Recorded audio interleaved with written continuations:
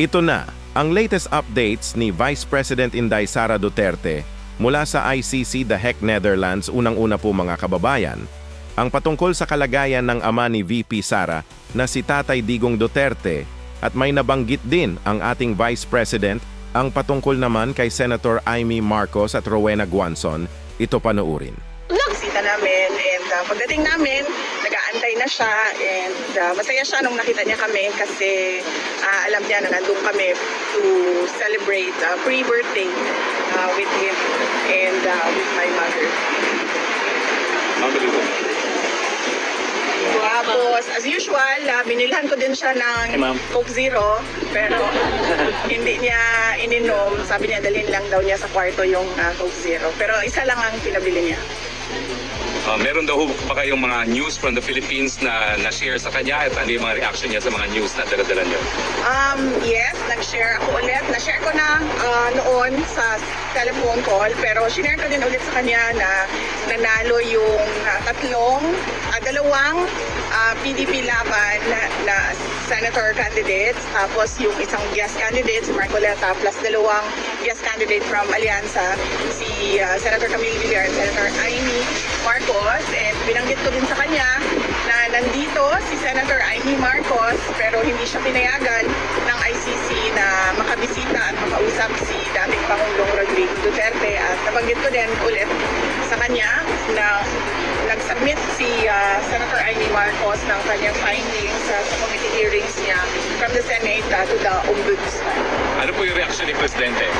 Unang-una, nagpasalamat siya, at pangalawa, sabi niya gusto nga daw niya sana makausap si Senator Amy, kaso hindi nga daw payagan. Pero sabi niya there will be another time for that.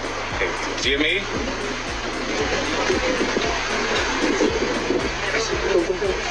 VP, bukod po dyan, 88% po ng respondents sa SWS survey ang nagsabing mahalagang harapin ninyo ang impeachment at sagutin ang mga aligasyon para raw malinawan ang publiko at malinis ang inyong pangalan.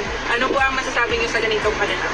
Oh, I totally agree. Kasama ako dyan sa 88% na yan na nagsasabi, at ako ay parang thankful sa opportunity na malinis yung pangalan ko at masagot yung mga akusasyon na sa akin.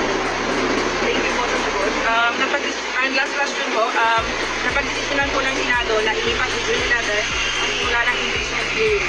Gusto lang po namin marinig, paano ninyo po tinanggap ang balitang ito at ano po ang epekto dito sa inyo, kung meron man? Wala naman siyang epekto sa akin, no? Nag-iisip lang ako kung ano yung epekto ng delay doon sa kaso, pero iiwan na natin yan sa mga lawyers namin, sa defense impeachment lawyers, para pag-isipan kung anong posibleng epekto nun sa kaso kung meron man. SMNI, Anton? Hi ma'am, kamusta po kayo? Napakabait ninyo ngayon.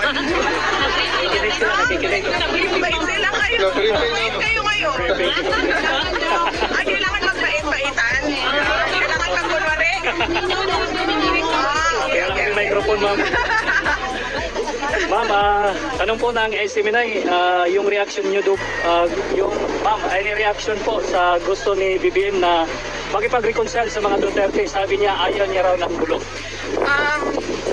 Unang-una, hindi na muna siguro ako magsalita about reconciliation dahil hindi naman mahalaga siguro ang mga personal na problema ng mga tao, no? Ang mas mahalaga is yung taong bayan at yung bayan natin. Yes ma'am, thank you po. Ma'am, kasama niyo po si Senator Amy Marcos. Nagkita po sila ni Attorney Kaufman. Ano po yung naging role ni Senator Amy sa case po ni PRRD? Ay, wala po. Wala pong role si Senator Amy sa case ni former President Rodrigo Duterte. Nandito lang siya para kausapin si Attorney Kaufman kung ano man yung napag-usapan nila. Wala ako doon. So, mas mahalaga siguro na makausap ninyo si Senator Amy Marcos. At ano yung isang tanong, sir? Yung role niya? Wala siyang role po. Either sa defense or doon sa ICC prosecution case, wala pong role si Senator Amy Marcos. Ito nga, last question na lang kasi ito kasi yung usap-usapan ngayon. Ewan ko lang kung pwede to. Kasi game po si Attorney Rowena Guanzon na maging spokesperson mo. Kasunod yan ng pagka talaga kay Attorney Abante bilang tagapagsalita sa ng House, while sa Malacanang nandiyan naman si Attorney Claire. Any comment po sa posibilidad na maging spokes niyo si Attorney Guanzon? Opo. Hindi namin napag-usapan sa Office of the Vice President ang spokesperson. Pero saludo kami sa talino at tapang ni Attorney Rowena Guanzon. So kung gusto niya magsalita, go lang ng go. Makikinig tayong lahat sa kanya. Siguro from the audience, one question. Ma'am, ang question po ma'am, kamusta po si Presidente? Mayroon po ba siya mensahe para sa Pilipino na nasa labas? Yes, ang message niya is we are all ruled by destiny and I am here because of my destiny, whether rightly or wrongly. Yun ang sinabi niya. Thank you. And isa pang update is napag-usapan din namin yung oath niya at pag-usapan daw nila ng lawyers niya kung paano gawin yung kanyang oath. Thank you. Pero initially ang sinabi niya, I want set me free and I will take an oath. Yan yung Yes! Ma'am, meron pong kanta ang mga Pilipino para sa iyo. 1, 2, 3, go! Happy birthday to you. Happy birthday to you. Happy birthday. Happy birthday. Happy birthday to you. Mabuhay ka, Ma'am Inday! Inday Sara para sa Presidente!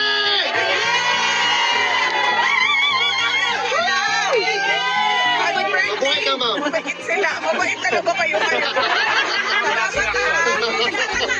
Bakit ang sobrang formal ninyo ngayon.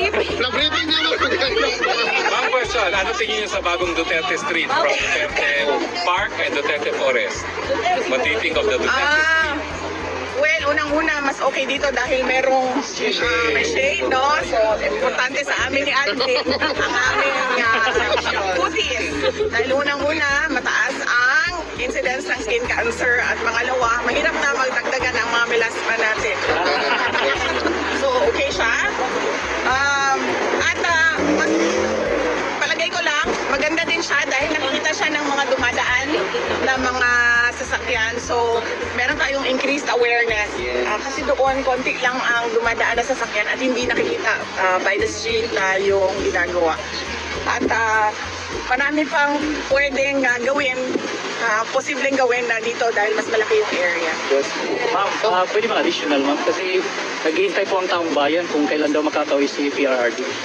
Actually, lahat tayo, no, nag-aantay kung kailan makauwi si President Duterte. At yun yung tinatrabaho ng kanyang mga lawyers na sana ay mangyari at the soonest possible time dahil kaming mga tiga Davao City ay kailangan namin ng mayor namin.